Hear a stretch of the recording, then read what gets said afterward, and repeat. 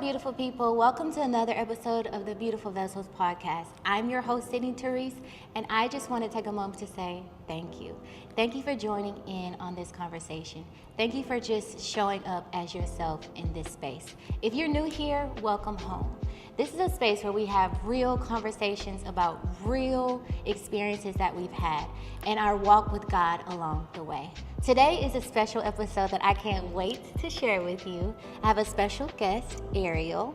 Ariel is a professional choreographer and former NBA dancer and someone who really embodies purpose in every movement with grace and grit. So Ariel, why don't you tell our audience a little bit about yourself and how you got into being in this place today? Okay, well, hi, my name is Ariel, and I am, like she said, a former NBA dancer. I started off dancing in grade school, so that's where I got the bulk of my training. And then from there, the passion for dance just grew and grew and grew. I danced in college as well, and then when I graduated, I came back and tried out for Rockets and made the team there. And it's just been a journey since, like from retirement in 2023 to now. It's just been beautiful. But awesome. Outside of that, I'm also a sister, a daughter, a wife, all the things. I love that. And thank you for sharing your story. Thank you for sharing your story with our audience. I do understand that you have been in some high energy environments with being in the NBA dance world. So can you explain to our audience a little bit about your experience and how that has shaped you as a woman? Ooh, that shaped me a lot actually, because when I first graduated from college, I went to Texas A&M. I tried out for the NBA and I did not make it. Those 3 years that I took a break, which I call the sore loser phase, but I took a break and I started teaching dance. I think my love for dance grew to even just go back, like the passion for it, the love for movement. Right. It just kind of helps, like seeing the kids and how passionate they were at such a young age, and then me like having stopped because I didn't get chosen the first time, like that motivated me to go back. But when I got on that team, I grew as a woman, a professional, a wife, a businesswoman. Like everything just started to happen because what I was juggling was being a professional dancer, also being a professional in academics overall, because I had a 9-to-5 and I was still doing that as my part-time, full-time job. And then my husband, like it was just a whole lot that I had to grow into because I didn't make the team until after I got married. So once I got married in 2019, I went back. It was like at that point I was like, I have nothing to lose. Let's go for it, and made it. So I just feel like everything started to happen. Like I grew up big time once I made the team, and I figured out how to juggle life, professional, and all the things. So yeah. It really shaped me, especially because that audience and all the pressure that comes along with remembering different routines and how to talk to people, like all of that just shaped me as a woman today. I can imagine. And I mean, you had to really have had the grit, like I mentioned, and the grace for it, because that pressure that you had to deal with is not something that could have been given to anybody but you, if I'm being honest. Right. If I had to really think about it, and that's how I feel like God is, like he'll go and give you these things and gives you these assignments, and he'll place you in these positions and in these doors to where you recognize that, this door was built for me. It had to open for me. And you were able to excel and actually retire from the dance world in the NBA. And now you actually are a professional choreographer here in Houston at Barry's, right? Barry's Choreo is my new community of dancers that I have some dancers that are like aspiring to go pro, or some dancers that just love movement and they just want to move. So we're sharing wholeheartedly the same passion. It's just a community and a platform for them to do so. So I do weekly classes that can go from jazz funk or hip hop, whatever I'm feeling for that week, and then I just share it. So yeah. And what made you originally get into dance?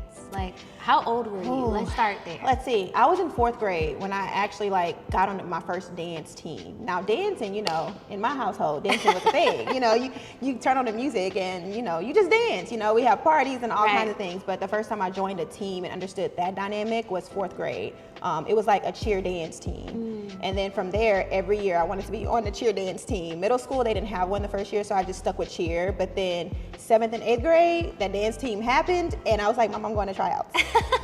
So it just happened. And then at that time in the transition phase, I was like running track. And then I was like, I like track too, you know. But by the time my first freshman year of high school came, you had to be on a training team. So I could still do track with that. But auditions came around and I was like, no more track. I'm going to dance. Auditions. And ever since then, no more track. I'm all dance now. So. That is funny. I actually ran track too. And I stopped way before my coach wanted me to stop because I recognized it just wasn't for me. I was like, I'm just literally running in circles that I don't want to run. Yeah, a lot of practice. And then I was a hurdle girl. I think it was like 3 of us at that time in my high school that actually did hurdles. Yes. So I was like the hurdle girl, you know, but it was fun while it lasted. It's just, it didn't fill me up like dance did. So I had to go that route. Right.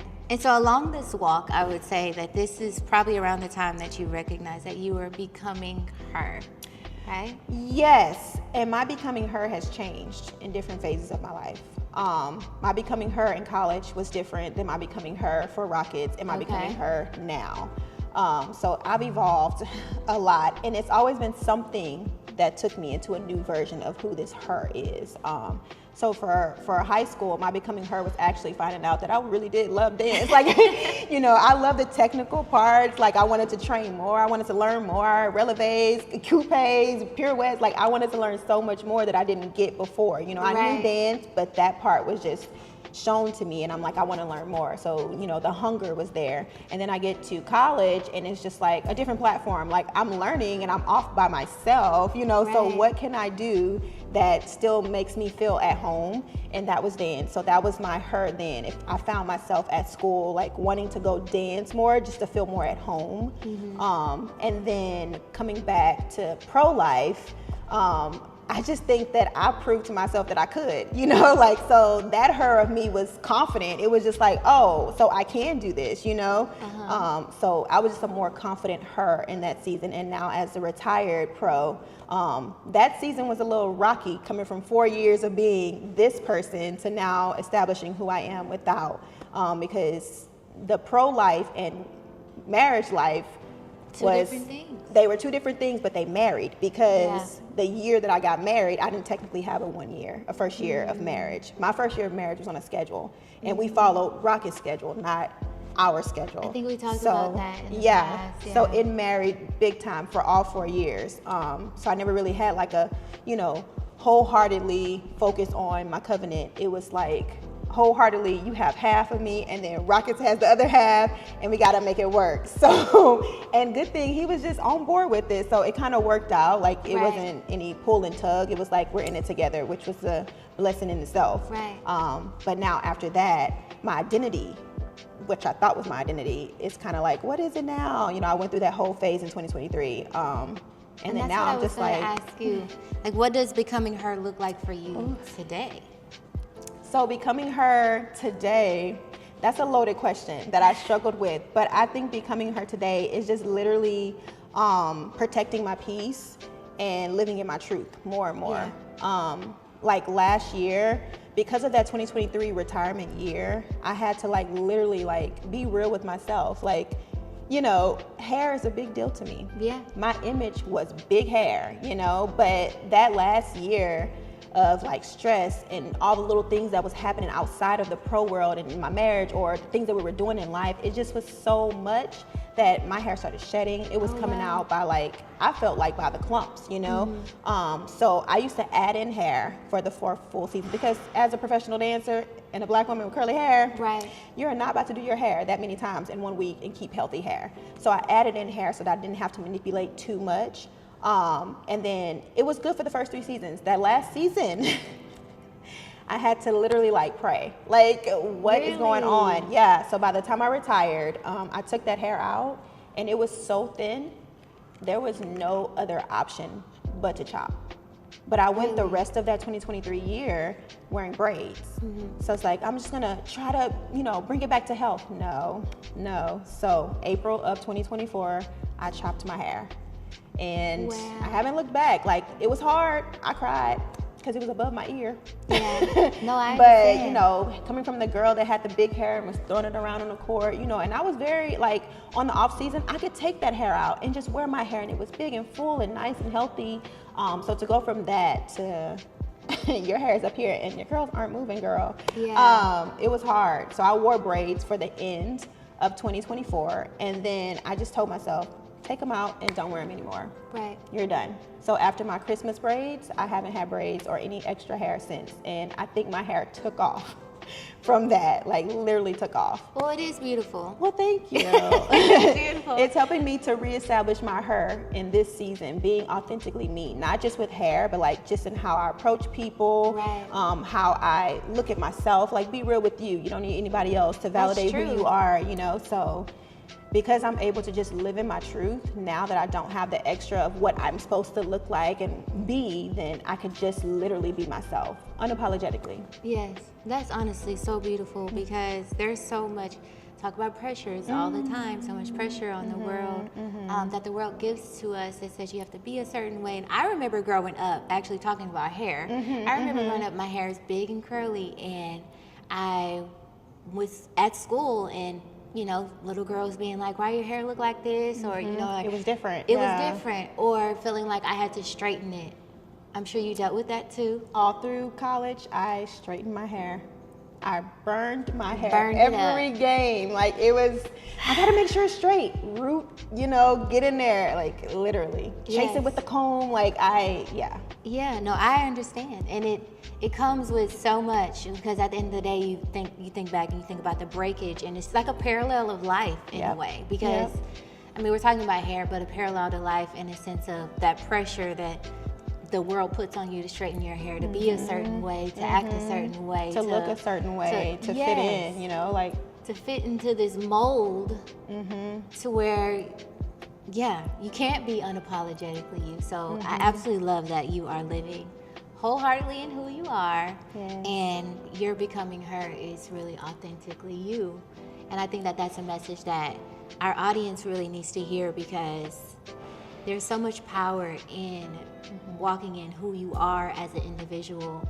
And a lot of times getting to your purpose and the calling and the thing that God really wants you to do, it has to be aligned with who you are authentically. And so if once we can shed that weight, of the world and that pressure to be a certain way, to look a certain way, to move a certain way, and just live in our truth wholeheartedly, that's whenever the elevation occurs.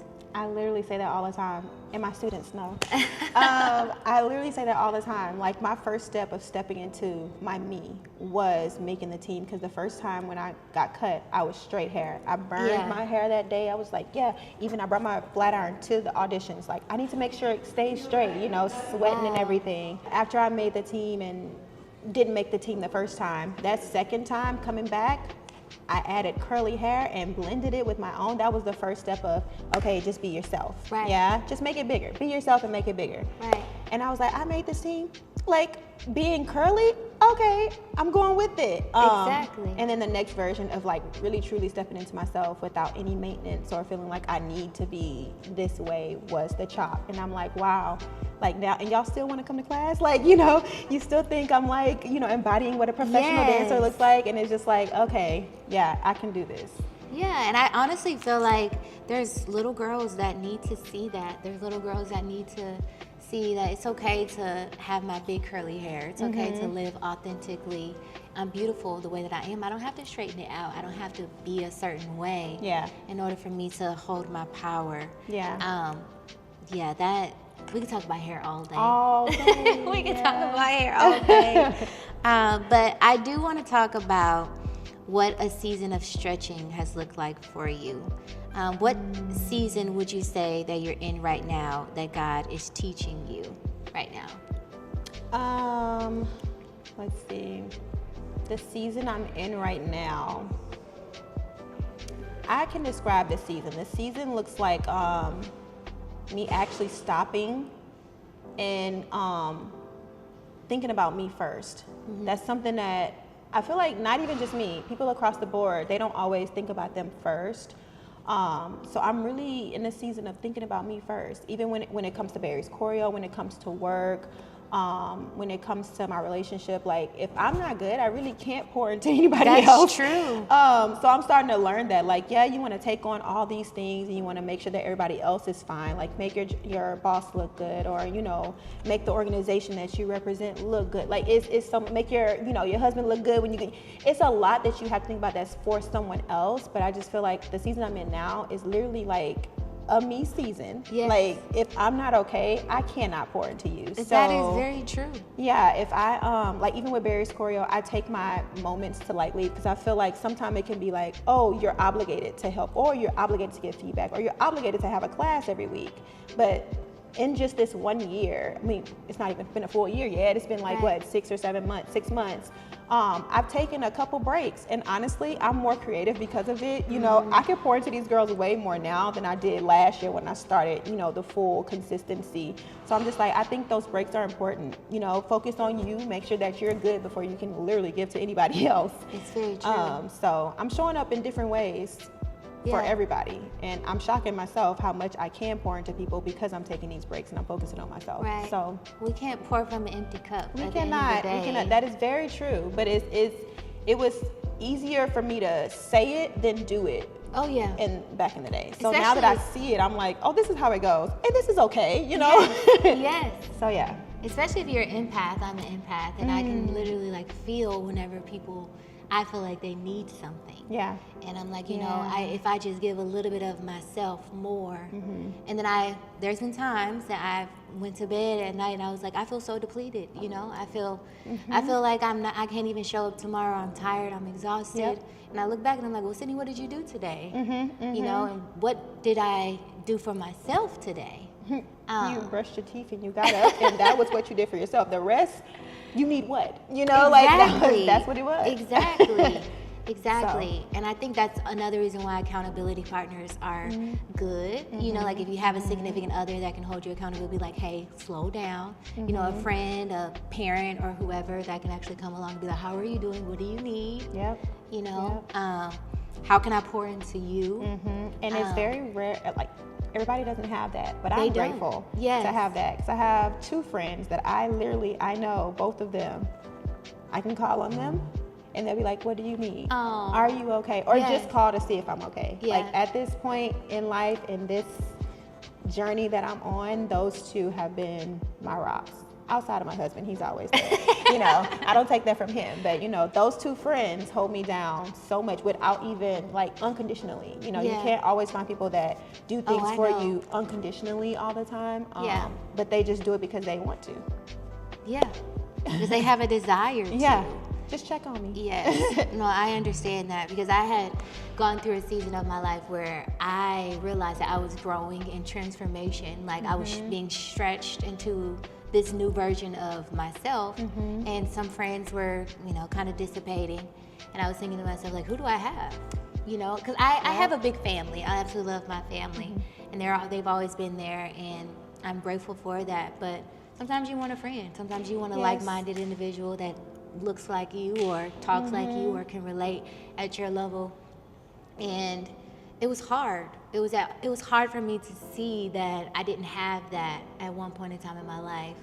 And now I think back and I realized that it was a shedding of those relationships because I needed to elevate to the next level, and that's where new friends met me at. You know, that's where I was able to receive unconditional support and be able to step fully in becoming her. Yep. Because they actually allowed me the grace and the space to be able to be myself.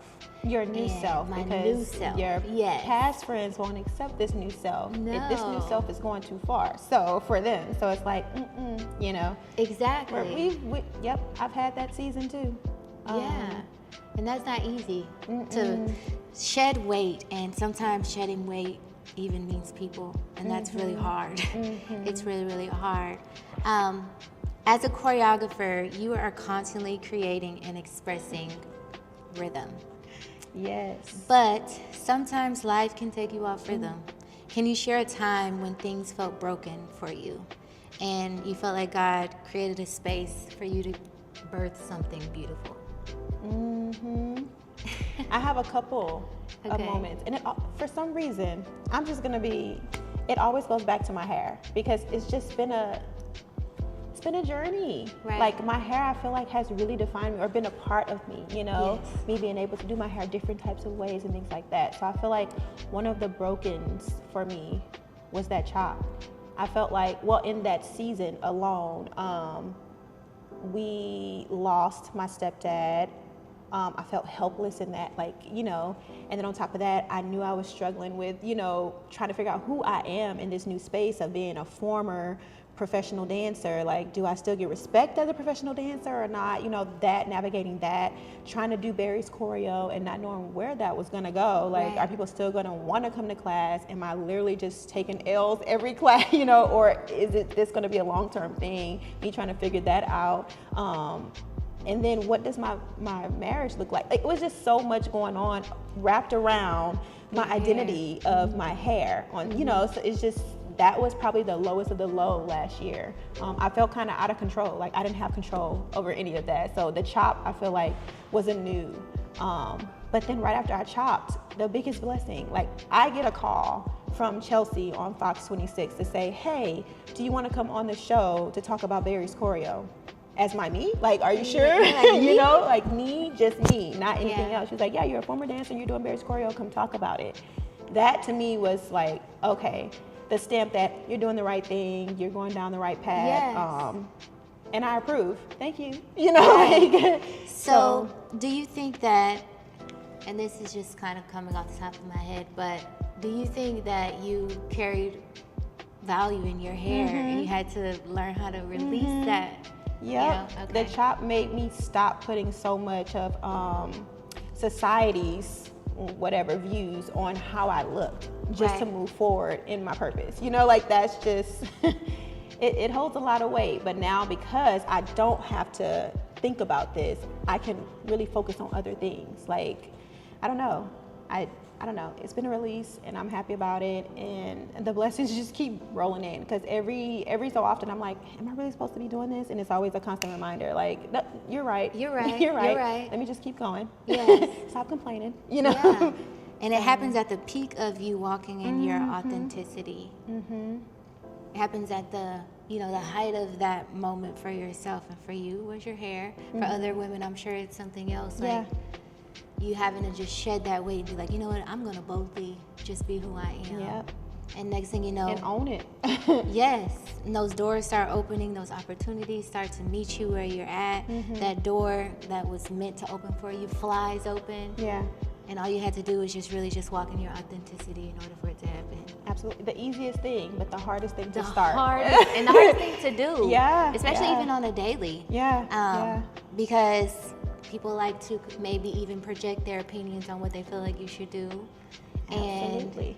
And that is, it's a harsh thing to Yeah. decipher from. Yeah. Because you have to figure out, you know, whose opinion really do I want to uphold. For me, it's God. Like, I'm like, Yeah, if all the God time. wants me to do it, then And then I'm going. I'm going. I don't care So, yeah. what gets shed But or so what's and so lost said along that's the too way. much. You probably shouldn't, but I already got the sign. I'm good. I'm gonna keep going. Exactly. And like, if you don't want to come with me, I have That's faith that fine. God is going to replace it. I'm gonna leave you right It's here. okay. It's okay. It's okay. Yeah. So how has healing shown up in your life lately, whether it be physical, emotional, or spiritual?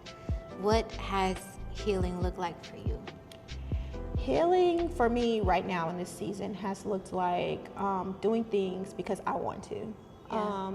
The past couple years, you know, I've been doing things because I have to, or I've been told to, like going to the gym, working on being healthy, you know, like Right. eating right, whatever. All those things, they're all wrapped up in what I used to do. And so it's kind of a, you know, you have to look this certain type of way. So I've been stuck on that because I'm told that I need to. But now I'm just doing it because I want to. You want to. know, like I feel like I look better, like I'm healthier. Mentally, I'm just together, you know, like I don't know. If the whole person of me right now is just, I don't know, a healthy mentally free individual, because I get to do things because I want to. That's my healing. The fact that I know I can do this because I want to now, Right. when I want to. It's freeing, Yeah. right? It's Yeah. liberating. Yeah. So that means that you feel like you're fully walking in your purpose. Oh, yes. At this point, yes. Yes. And that honestly didn't hit me until March of this year. Really? Yeah. Yeah. It was just like wake up one day and was like, you know what? I feel creative. Oh, you know what? I want a gym membership. Oh, you know what? Like, it's just like, why do I want it now? Well, because I can do it because I want to, you know? My creativity through the roof, you know, it's just happening. So, yeah. Yeah, I actually have this thing with creativity now that you mention it, because I feel like we live in this world that whenever you're younger, you know, you have this freed mind to be creative. You literally are so imaginative of the things that you can create and you want to tap into and adventure into. Yep. And then as we get older, creativity starts to get stunted. It starts to, you know, get suppressed.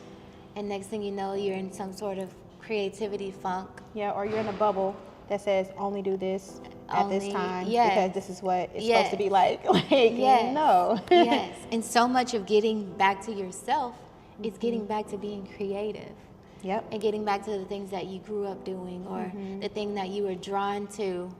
And I feel like that's where purpose actually starts. Yep. Like, it starts with your authenticity, but it actually expands with your creativity. Yep. Like, And I'm like, you get to see the most of me when you look at these videos. That Yes. is the most of me. And I've been the most of me this year alone than I have been in a very long time. that is really, really beautiful. And I've seen your videos. They're great. Yeah. I'm like, I can't move like that. But Like, you ever see a video where I'm thinking a little too hard? Yeah, something's going on. You know, if I'm Yes. having fun and I'm free and I just don't care, that is my authentic me. And I feel like every video this year has been like that. Like, just Yeah. me. And the ones that I love the most are the ones of you in the park, like just dancing. And you know who's my videographer? Who? My little sister. Oh, that's cute. When you see it moving, I feel like she wants to get out there with me. That is funny. I love Yeah. that. It is just so freeing to see you just moving and the sun is shining, the grass is green, and the sky is blue, and it just looks, you're really in your rhythm of your creativity. And I'm like, this is what people need to see. And if you pan to the side, there's a group of kids that just came from the park and they just looking. So you got a whole audience. Yes, exactly. Exactly. People need to see more of that. Like, Yeah. they need to see that free flowing movement. And so I love that you are tapping into that literally on a daily. And it sounds like you're walking fully in the purpose of who you are meant to be. And that's honestly really, really beautiful for you. Thanks. I'm trying, girl. I'm trying to stay right here because it's a good spot. Yes, absolutely. So a lot of women in our community may be stuck in the in-between phase of their life. They are not quite who they used to be, but they're not quite who they're going to be either. What would you say to that woman who is in that phase of her life right now? I'm big on journeys, and everybody's journey is not going to look like the next. But I say if you're in an in-between phase, literally pray about it. I'm a journal girl. Yeah, me too. So I journal a lot. I haven't journaled a lot lately because I guess I'm not in an in-between phase. It's kind of like go for it and take off. But yeah, I would say just pray about it because I've been in an in-between phase for the longest, especially when it came to the decision of retirement. I was definitely in that in-between phase, just hanging out. And it could be stressful. It could weigh you down, but you don't. That's the comfortability of what you were. And then I feel like if you have a sign, take it. You know, that's God's calling of whether it's good or bad. Like, He's calling you forward or He's calling you back some kind of way. Right. And I say just answer because you never know what's on the other side. That's very true. But you have to get to that point to be accepting of whatever is to come. And that's that walk by faith, Not by sight. Okay. If you can walk by faith and not always have to see it before you get there, then I feel like that in-between phase will start to just get smaller and smaller and smaller, and you'll take those leaps. Yeah. So That's very true. And you'll develop peace with where you're going. Yep. And you'll just be able to be like, you know what? I don't know what tomorrow is going to look like. I just know that I'm going to give God one step today. Yep. And this is what today looks like. Exactly. And give yourself grace in the process. Grace is a big deal. Grace is a huge Grace is a deal. big It's literally deal. one of my favorite biblical words. I would Yes. say grace, faith, and maybe purpose. Yep. And I literally live by grace. Like, Yep. I'm like, I even tell other individuals, I'm like, just give that person grace, because you never know what someone they're is doing going through. exactly. They could be in an in-between phase. They could be having a hard day. Just give that person grace. Yep. Just I give that even say it person in class. grace. I said that last night in class. Really? Guys, give yourself grace, because look, when you want what you want, Yeah. you can go to a level of mental that is just like, all right, relax, you know. You've only been training for this long, relax, you know, give yourself grace. Give yourself You lasted grace. a whole class. Exactly. You know, And like you showed up. Yeah, You you showed came. up. Right. Give yourself grace, you know, Yes. like everything isn't easy, but don't beat yourself down on one time, you know. Right. So yeah, grace is a big deal. It is really, really big deal. I literally live by grace and by faith. Like, I don't know what I would do without it. So lastly, what are you working on right now that you are excited about, that you would like to share with the Beautiful Vessels Oh, I'm community? excited about a lot of things, but the one thing that I'm excited about right now is my Summer Stay Ready series, and that's for it's a pro sports audition prep series where I collab with some of Houston's choreographers that have been in the pro world in any type of whatevers. I've done a workshop already that happened already in June, and then we just finished a collab with me, and who once was my former rookie is now captain of the Clutch City Dancers. We did a collab last night, and the next one after this is a Latin fusion pro type of performance, and that is on July 18th. So I'll be partnering with Tanya. She's like our Latin queen of Houston right now. And then the final one is the week of auditions, where we start off the week with a full celebration. It'll still be a class, a combo for you to train, but it's also a celebration of your journey, you know, because everybody goes through their journeys, but you still want to give yourself grace and clap for yourself, because not everybody can make it to this point and still be confident enough to go to auditions. So that's what I'm excited about right now. If you guys want to join.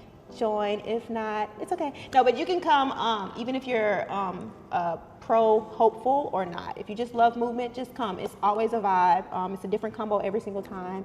And yeah. So how do they get connected? How do they come? You can go to berrieschoreo.com, and all the classes are listed. You just pick the one you want. Each class has a description of who's going to teach and what it's about, and you can just go from there. Awesome. Honestly, I love that. I love all the movement and the rhythm. I love that year. I should join class. I really, really should. I need to. Yeah. I need to move around a little bit more. So I love that you have expressed this to our audience, and I have thoroughly enjoyed having you on the podcast today. Well, thanks for having me. Yes. It's been such a warm conversation, and just love everything that you have going on, and love that you are walking fully in your authenticity. Thank you. Your hair is gorgeous, by the way. Thanks, girl. So make sure that you all stay connected to everything that Ariel has coming on. I will make sure that I link all of her social media information in the bottom of this post, along with all of the Berry information that you can get connected to, so that you can join a class, comment, and subscribe so that you never miss an episode. Once again, thank you for joining in on this conversation, and I'll see you next time.